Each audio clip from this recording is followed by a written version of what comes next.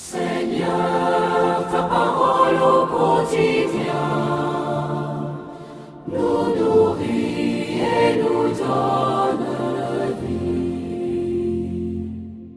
Seigneur, ta parole au quotidien nous nourrit et nous donne vie.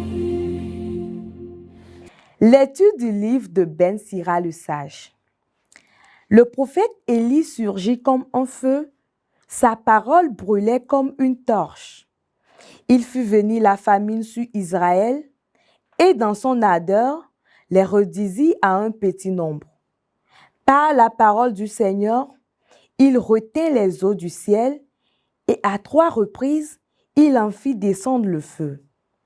Comme tu étais redoutable, Élie, dans tes prodiges, qui pourrait se glorifier d'être ton égal? Toi qui as réveillé un mort et par la parole du Très-Haut, l'as fait revenir du séjour des morts, toi qui as précipité les rois vers leurs pets et jeté à bas de leur lit de glorieux personnages, toi qui as entendu au Sinaï des reproches, au mont Horeb des décrets de châtiment, toi qui as donné l'onction à des rois pour exercer la vengeance et à des prophètes pour prendre ta succession. Toi qui fus enlevé dans un tourbillon de feu par un char au coursier de feu. Toi qui fus préparé pour la fin des temps, ainsi qu'il est écrit, afin d'apaiser la colère avant qu'elle n'éclate, afin de ramener le cœur des pères vers les fils et de rétablir les tribus de Jacob. Heureux ceux qui te verront, heureux ceux qui dans l'amour se seront endormis. Nous aussi, nous posséderons la vraie vie. Quand Élie fut enveloppé dans le tourbillon, Élisée fut rempli de son esprit.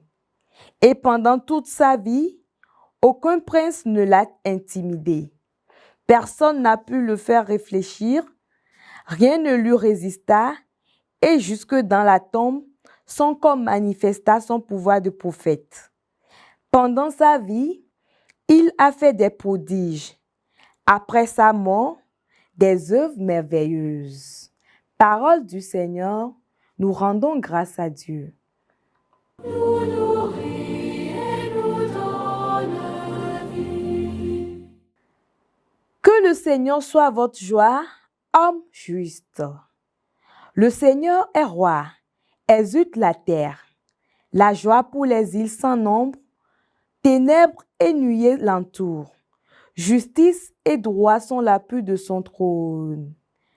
Que le Seigneur soit votre joie, homme juste. Devant lui s'avance un feu qui consume alentour ses ennemis. Quand ses éclairs illuminèrent le monde, la terre le vit s'affola. Que le Seigneur soit votre joie, homme juste. Les montagnes fondaient comme cire devant le Seigneur. Devant le Maître de toute la terre, les cieux l'ont proclamé sa justice, et tous les peuples ont vu sa gloire. Que le Seigneur soit votre joie, homme juste. Honte aux serviteurs d'idoles qui se vantent de vanité. À genoux devant lui, tous les dieux. Haïssez le mal, haïssez le mal, vous qui aimez le Seigneur, car il garde la vie de ses fidèles. Que le Seigneur soit votre joie, homme juste. Alléluia, Alléluia, Alléluia. Vous avez reçu un esprit qui fait de vous des fils. C'est en lui que nous crions Abba, Père. Alléluia, Alléluia, Alléluia. Évangile de Jésus-Christ selon saint Matthieu, chapitre 6, versets 7 à 15. En ce temps-là, Jésus disait à ses disciples, « Lorsque vous priez, ne rabâchez pas comme les païens. Ils s'imaginent qu'à force de paroles, ils seront exaucés. Ne les imitez donc pas, car votre Père sait de quoi vous avez besoin avant même que vous l'ayez demandé. Vous donc priez ainsi.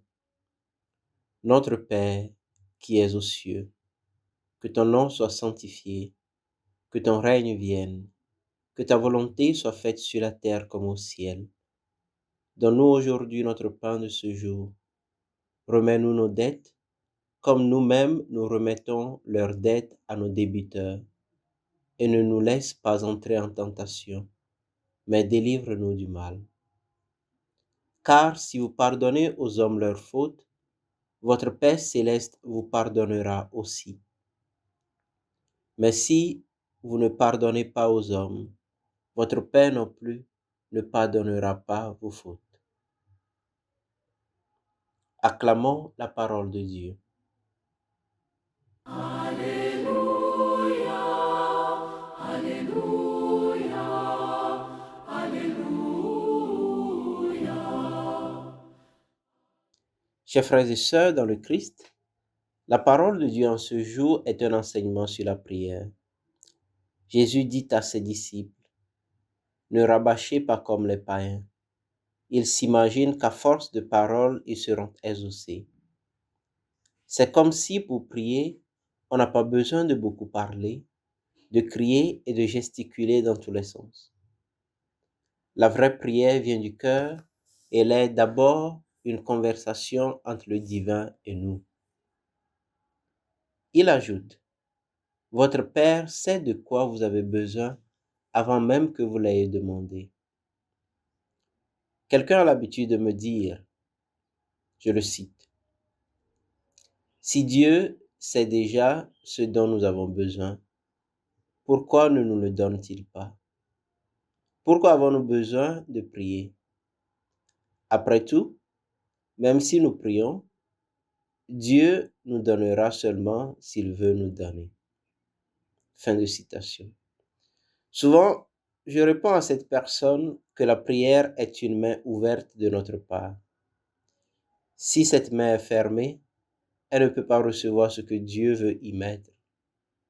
La prière est pour nous une manière d'ouvrir nos mains pour recevoir de Dieu. Il me semble que c'est dans ce sens que Jésus nous enseigne cette prière que nous répétons chaque jour, sinon plusieurs fois par jour. Le Notre Père. Il s'agit probablement d'une manière de penser notre prière plutôt qu'une prière à répéter chaque jour. Comme pour entamer toute conversation, il y a un appel ou une interpellation. Jésus nous demande d'appeler notre Père, comme pour demander qu'il tourne son oreille vers nous. Puis, la prière continue avec un moment de louange se présentant sous la forme de souhait sur le nom, le règne et la volonté de Dieu. Jésus nous propose de commencer nos moments de prière avec un temps de louange, un temps pendant lequel nos idées ne se focalisent pas sur des biens matériels, mais sur le bien spirituel d'entrer dans le projet de Dieu. Au début de cette grande prière, c'est comme si nous disons, Seigneur, je veux sanctifier ton nom. Seigneur, je veux que ton règne advienne dans ma vie. Seigneur, je veux faire ta volonté. Cette prière nous apprend d'abord à entrer dans le projet de Dieu et à accepter sa volonté sur nous, qui nous accorde la grâce d'entrer dans son projet, qui ne peut être que celui d'un amour paternel pour ses enfants. Quand nous sommes prêts à entrer dans le projet de Dieu, nos autres demandes trouvent assez facilement place devant lui. Quand nous demandons le pain quotidien, nous nous proposons à partager avec d'autres ce que nous avons. Quand nous demandons le pardon pour nos manquements, nous nous proposons à pardonner les manquements des autres. Quand nous demandons d'être préservés de la tentation et du mal, nous disons en même temps que nous nous engageons à ne pas tenter nos frères et sœurs et à ne pas leur faire du mal. Que les nombreux biens reçus du Seigneur nous conduise à faire le bien aux autres selon sa volonté. Amen. Seigneur,